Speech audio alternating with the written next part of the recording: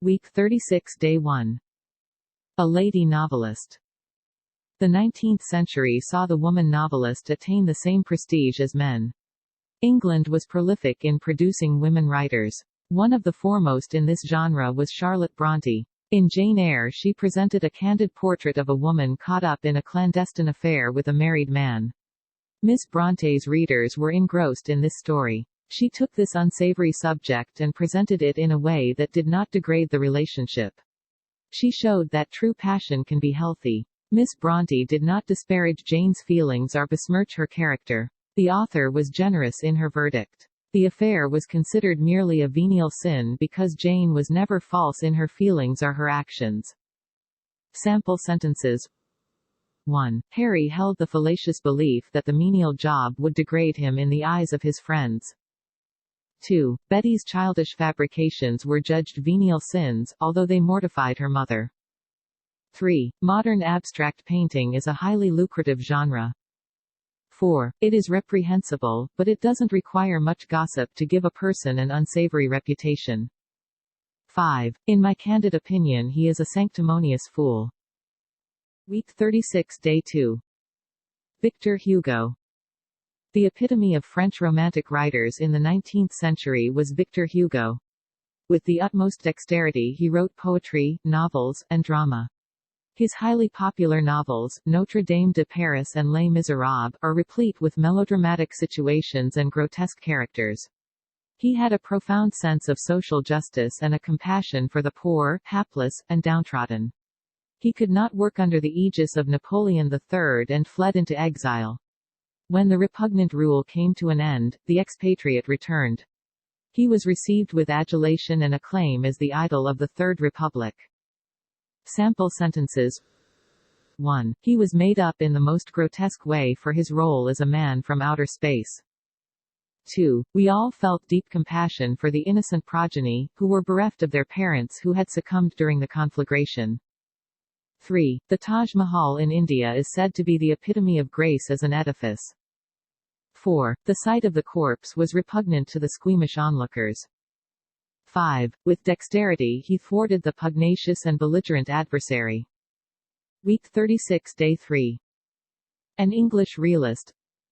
The movement toward realism in the English novel of the 19th century reached its acme with the works of Charles Dickens and William Makepeace Thackeray.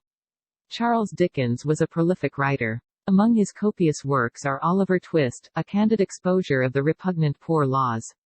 Nicholas Nickleby, in which the life of boys in a boarding school is vehemently attacked. Hard Times, in which the author wanted to depict the infamous life in a factory during an early period of the Industrial Revolution. The Pickwick Papers, about a naive gentleman who has numerous misadventures.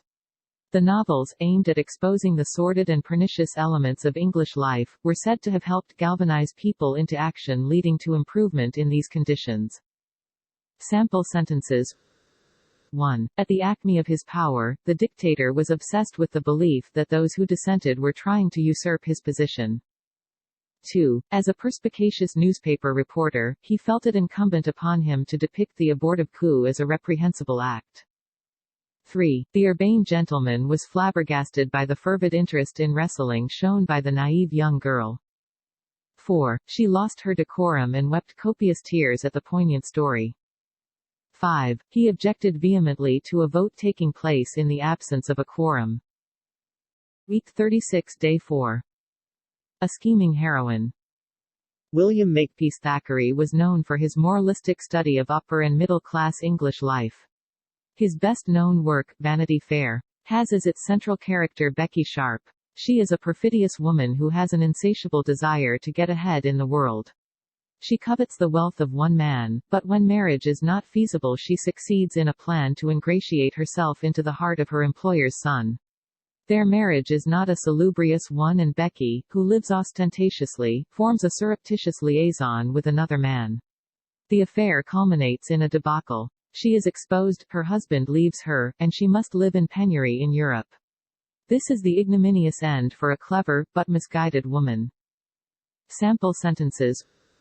1. Under the aegis of a zealous campaign manager, the candidate was able to ingratiate herself into the hearts of the public.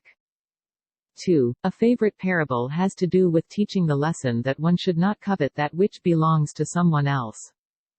3. His fortune fluctuated between penury and wealth. 4. They made an effigy of their perfidious enemy.